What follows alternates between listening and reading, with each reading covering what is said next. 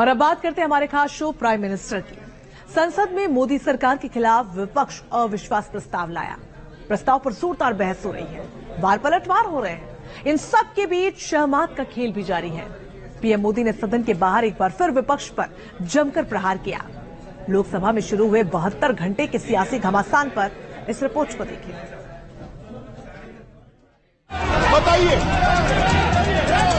प्रधानमंत्री मौन है, प्रधानमंत्री माफी नहीं मांगते, प्रधानमंत्री चीजें नहीं बोलते। लोकतंत्र के सबसे बड़े मंदिर सियासी लड़ाई हो रही है, जोर आजमाइश। मोदी सरकार के खिलाफ अविश्वास प्रस्ताव, 72 घंटे की बहस जोरदार। एक गंभीर आरोप है माननीय अध्यक्ष जी। विपक्ष का सरकार पर वार, सत्ता पक्ष का भी जोरदार पलटवार। हंगामा, तीखी नोकझोंक, वार पलटवार। 2024 की जंग की रिहर्सल, मोदी वर्सेस राहुल के बीच बनती सियासी हवा। मोदी सरकार के खिलाफ लोकसभा में अविश्वास प्रस्ताव के जरिए शहमात का खेल भी शुरू हो चुका है। मैं ये कह रहा हूँ कि ये क्या नहीं कर रहे हैं, या अभी भी कह रहे हैं, दो चीजें कर रहे हैं, मैं माफी नहीं मांगूंगा। कांग्रेस की शुरुआती सधी रणनीति से बीजेपी को झटका लगा है। सदन में राहुल गांधी को घेरने का बीजेपी का प्लान धरा रह गया। बीजेपी को उम्मीद थी कि चर्चा की शुरुआत में पहले राहुल गांधी बोलेंगे। कांग्रेस ने भी यही दिखाने की कोशिश की, माहौल तक बनाया, लेकिन एंड वक्त पर बड़ा दांव चल दिया। राहुल की जगह गौरव गोगोई ने मोर्चा संभाला। माना जा रहा है कि कांग्रेस ने गौरव गोगोई को पहले बोलने का मौका देकर एक तीर से कई निशाने साधे। बीजेपी की रणनीति की धार कुंद की, तो वहीं गोगोई को मौका देकर ये संदेश भी दिया कि वो नॉर्थ ईस्ट को कितनी तवज्जो दे रहे हैं। सदन में राहुल नहीं बोले, इस पर बीजेपी की बेचैनी साफ नजर आई। संसदीय कार्य मंत्री प्रहलाद जोशी ने तंज कसा कि क्या हुआ, हम तो राहुल गांधी को सुनना चाहते थे। सर, सुबह जहां तक मैं जानता हूं, सुबह आपके ऑफिस में एक चिट्ठी आया था सेक्रेटरी जनरल के ऑफिस में, श्री राहुल गांधी जी गौरव गोगोई के स्थान पर बोल रहे हैं। क्या हुआ सर? हम तो राहुल गांधी जी के भाषण सुनने के लिए हम उत्सुक है सर, हम उत्सुक है राहुल गांधी का। राहुल क्या हो गया? बीजेपी सांसद निशिकांत दुबे ने भी राहुल गांधी को लेकर कुछ इस तरह तंज कसा। मैं ये सोच रहा था कि राहुल जी बोलेंगे, क्योंकि मीडिया में तरह तरह की खबरें आ रही थी, लेकिन लगता है कि शायद राहुल जी आज तैयार नहीं थे, देर से उठे होंगे, तो नहीं बोल पाए। कोई बात नहीं है, गौरव गोगोई जी ने बोला, बहुत अच्छा बोला। ये मामला इतना तूल पकड़ चुका था कि कांग्रेस ने मोदी और लोकसभा स्पीकर की बातचीत पर ही सवाल उठा दिए, जिसके बाद गृह मंत्री अमित शाह ने सख्त लहजे में कहा कि ये गंभीर आरोप है। बहरहाल चर्चा की शुरुआत गौरव गोगोई ने की और उनके निशाने पर मोदी रहे। उन्होंने 3 सवालों के जवाब मांगे। सर, साफ साफ 3 सवाल है प्रधानमंत्री महोदय से। सवाल पहला कि आज तक वो मणिपुर क्यों नहीं गए। सवाल दूसरा कि लगभग 80 दिन क्यों लगे प्रधानमंत्री मोदी जी को मणिपुर पे कुछ बोलने के लिए, और जब बोले तो सिर्फ 30 सेकंड के लिए बोले। सवाल हमारा तीसरा कि प्रधानमंत्री जी ने आज तक मणिपुर के मुख्यमंत्री को बर्खास्त क्यों नहीं किया। गौरव गोगोई के बाद मोर्चा संभाला बीजेपी सांसद निशिकांत दुबे ने। निशिकांत दुबे को भरोसा था कि पहले राहुल बोलेंगे, उसी हिसाब से वो स्क्रिप्ट भी तैयार करके लाए। राहुल पर हमला कुछ यही बताता है। राहुल जी हैं कि नहीं मानसून सेशन में? राहुल जी गए कहां थे, कहां गए थे, किस तरह की चर्चा है?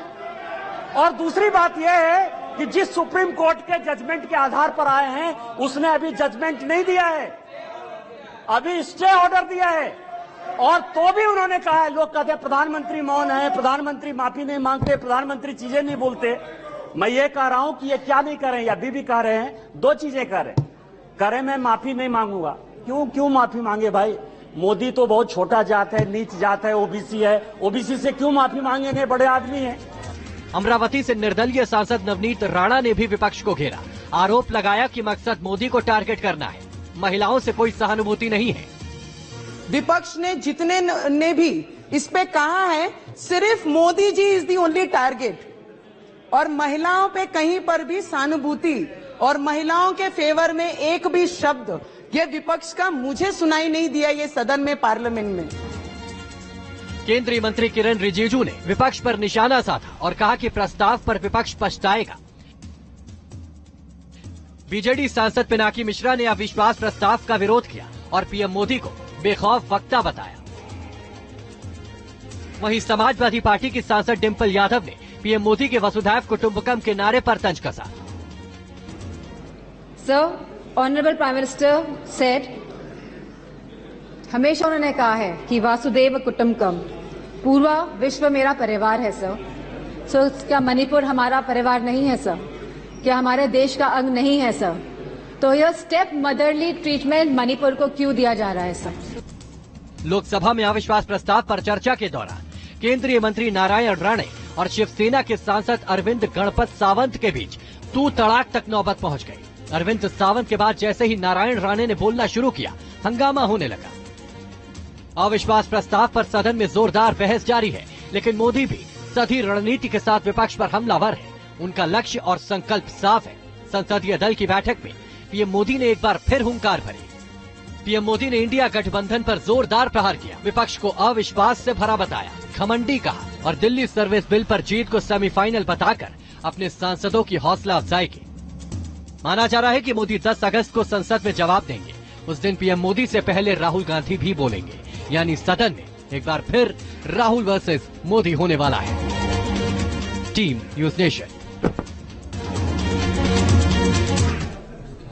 तो चलिए अब हम विस्तार से आपको बताते हैं कि पिछले 60 सालों में कैसे अविश्वास प्रस्ताव विपक्ष का बड़ा हथियार साबित हुआ। सबसे पहले प्रथम प्रधानमंत्री जवाहरलाल नेहरू के खिलाफ सांसद आचार्य कृपलानी अविश्वास प्रस्ताव लाए थे। उसके बाद यह 28 बार लाया गया। कुछ प्रधानमंत्री को इस्तीफा तक देना पड़ा। इस रिपोर्ट में देखिए।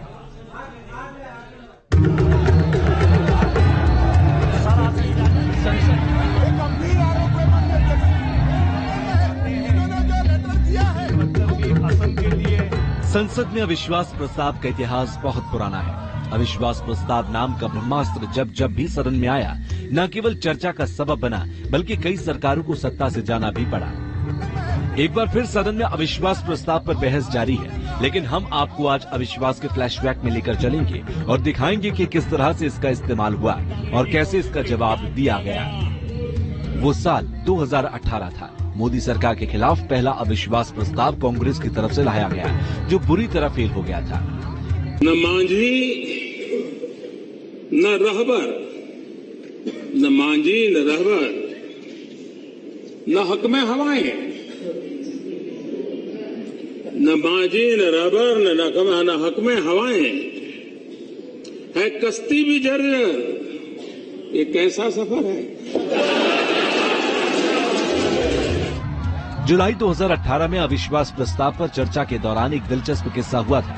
कांग्रेस नेता अचानक अपनी सीट से उठे और मोदी को गले लगा लिया था। हालांकि पीएम मोदी ने राहुल के इस अंदाज पर चुटकी भी ली थी। मैं तो हैरान हुआ सुबह भी कि अभी तो चर्चा प्रारंभ हुई थी, मतदान नहीं हुआ था, जय पराजय का फैसला नहीं हुआ था, फिर भी जिनको यहाँ पहुंचने की उत्साह है, उठो उठो उठो।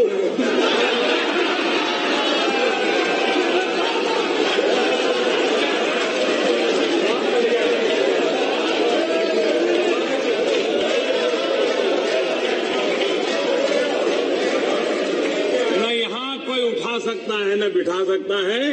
125 करोड़ देशवासी बिठा सकते हैं, 125 करोड़ देशवासी उठा सकते हैं। वैसे विपक्ष मोदी के खिलाफ जो प्रस्ताव लाया, उसके लिए पीएम मोदी ने 2018 में ही 2023 में अविश्वास प्रस्ताव लाने की शुभकामनाएं दे दी थी। वो शुभकामनाएं मैं आज फिर देना चाहता हूं कि आप इतनी तैयारी करो कि 2023 में फिर से आपको अविश्वास प्रस्ताव लाने का मौका मिले। और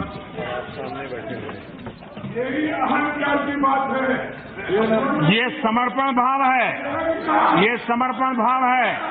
अहंकार का परिणाम है 400 से 40 हो गए।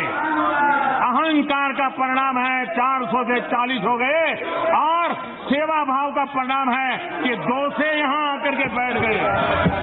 अटल बिहारी वाजपेयी को भी अविश्वास प्रस्ताव का सामना करना पड़ा था। 1999 में महज 1 वोट से सत्ता गंवानी पड़ी। अविश्वास प्रस्ताव का वो ऐतिहासिक भाषण आज भी लोगों के जुबान पर है। आज हमें अकारण कटघरे में खड़ा किया जा रहा है क्योंकि हम थोड़ी ज्यादा सीटें नहीं ले सके। हम मानते हैं हमारी कमजोरी है, हमें बहुमत मिलना चाहिए। राष्ट्रपति ने हमें अवसर दिया, हमने उसका लाभ उठाने की कोशिश की, हमें सफलता नहीं मिली, वो अलग बात है। लेकिन हम फिर भी सदन में सबसे बड़े विरोधी दल के रूप में बैठेंगे और आपको हमारा सहयोग लेकर सदन चलाना पड़ेगा, इस बात को मत भूलिए। दरअसल 17 अप्रैल 1999 को अटल सरकार विश्वास मत हासिल नहीं कर सकी और केवल 1 वोट से सरकार का पतन हो गया। अन्ना डीएमके की नेता जयललिता के समर्थन वापस लेने से सरकार अल्पमत में आ गई थी। साल 2003 में अटल बिहारी वाजपेयी सरकार के खिलाफ कांग्रेस की पूर्व अध्यक्ष सोनिया गांधी अविश्वास प्रस्ताव लेकर आई थी, लेकिन वोटिंग में एनडीए की जीत हुई थी। यह 28वां मौका है जब केंद्र की सरकार को अविश्वास प्रस्ताव का सामना करना पड़ रहा है। आजादी के बाद 1963 में पहली बार किसी सरकार का सामना संसद में अविश्वास प्रस्ताव से हुआ था। 1962 के चीन युद्ध में हार के बाद आचार्य जेवी कृपलानी ने अगस्त 1963 में संसद के मानसून सत्र के दौरान पंडित जवाहरलाल नेहरू के नेतृत्व वाली सरकार के खिलाफ अविश्वास प्रस्ताव पेश कर दिया था। यह अविश्वास प्रस्ताव 62 के मुकाबले 347 वोट से गिर गया था। अविश्वास प्रस्ताव पर चर्चा के दौरान प्रजा सोशलिस्ट पार्टी के सांसद आचार्य कृपलानी ने पंडित नेहरू को कई मुद्दों पर घेरा था। चर्चा के दौरान आचार्य कृपलानी ने नेहरू सरकार की विदेश नीति को विफल बताया था, पंचशील समझौते को लेकर सवाल उठाए थे, पंचशील समझौते को बकवास बताया था, चीन से राजनयिक संबंध तोड़ने का आह्वान किया था। बहस का जवाब देते हुए पंडित नेहरू ने कहा था, चीन हो या पाकिस्तान, हम समस्या के शांतिपूर्ण समाधान के लिए दरवाजा खुला रखना चाहते हैं, बशर्ते ये सम्मानजनक हो। पंडित नेहरू के बाद प्रधानमंत्री बने लाल बहादुर शास्त्री की सरकार को 1964 से 1965 के बीच 3 बार संसद में अविश्वास प्रस्ताव का सामना करना पड़ा। लाल बहादुर शास्त्री के निधन के बाद इंदिरा गांधी प्रधानमंत्री बनी। प्रधानमंत्री रहते हुए इंदिरा गांधी को सबसे ज्यादा 15 बार अविश्वास प्रस्ताव का सामना करना पड़ा। अविश्वास प्रस्ताव पर विपक्ष को पहली बार सफलता साल 1978 में मिली। विपक्ष ने अविश्वास प्रस्ताव पेश किया, लेकिन घटक दलों में मतभेद के चलते मोरारजी देसाई अपनी सरकार नहीं बचा सके और मत विभाजन से पहले ही संसद में इस्तीफे का ऐलान कर दिया। 1993 में जब नरसिम्हा राव देश के प्रधानमंत्री बने थे तो उनको 3 बार अविश्वास प्रस्ताव का सामना करना पड़ा। 1993 में अविश्वास प्रस्ताव पर जब वोटिंग हुई तो नरसिम्हा राव की सरकार मात्र 14 वोटों से बच गई, लेकिन उन पर सांसदों को प्रलोभन देने के आरोप लगे थे। भारतीय लोकतंत्र के इतिहास में साल 1997 में दूसरी बार ऐसा हुआ जब अविश्वास प्रस्ताव के जरिए कोई सरकार गिरी हो। विपक्ष एच.डी. देवगौड़ा सरकार के खिलाफ अविश्वास लाया था। देवगौड़ा अपनी सरकार नहीं बचा सके।